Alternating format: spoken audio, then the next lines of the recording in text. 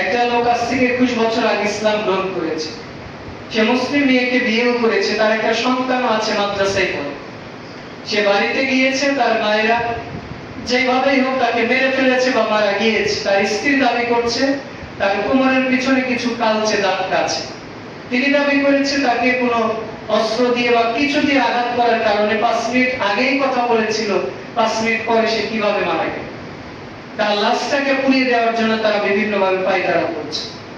আমরা এটার জোরালো প্রতিবাদ জানাচ্ছি। আমাদের যতটুকু শক্তি আছে মুখের মাধ্যমে বলার, যারা প্রশাসন রয়েছে, আপনারা যদি দেশের শান্তি, যদি মুসলিম হিন্দু পরস্পরে ভালোবাসা চান, তাহলে এইটা সুস্থ তদন্তের মাধ্যমে যদি সে আসলেই মুসলিম হয়, তার এভিডেভিটের কাগজ আছে, তাহলে তাকে অবশ্যই মুসলিম রীতি অনুযায়ী তাকে কবরস্থ করতে হবে। এটাই আমাদের ঈমানি দাবি।